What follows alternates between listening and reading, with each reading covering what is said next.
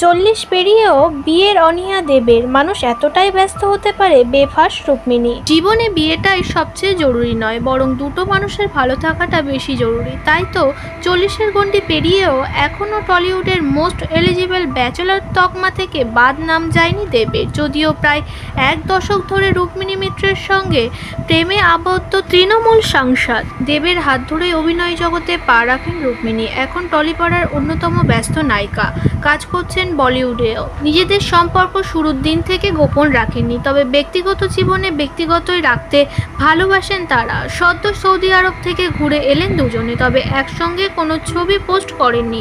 কবে বিয়ের পিঁড়িতে বসছেন দুজনে, এ প্রশ্নের উত্তর বারবার এড়িয়ে যান তারা। এবার এক টকশোতে রুক্মিণী স্পষ্ট জানিয়েছেন তার কাছে সবচেয়ে প্রয়োজন ভালো থাকা, খুশি থাকা আর একসঙ্গে অবশ্যই একে অপরের ওপর বিশ্বাস। সম্পর্কের প্রশ্ন জবাব দেন, আমার কাছে আমার মনের মানুষটা সব থেকে প্রাইমারি, বাকি সব সেকেন্ডারি। তাতে এক ধাপ এগিয়ে নায়িকা জানান, আমি সত্যি ভালো আছি, খুশি আছি, কমিটমেন্টে আছি। এটাই দরকার, এই সম্মান, এই কমিটমেন্টটাই আমার কাছে সব থেকে আগে। মজা করে দর্শকদের বলে, আচ্ছা দেব কি এতটাই ব্যস্ত যে বিয়ের সময় হচ্ছে না? এক মুখ হাসি দিয়ে এমনই প্রশ্ন ছুড়ে দিয়েছে দর্শকদের রুক্মিণী মিত্র।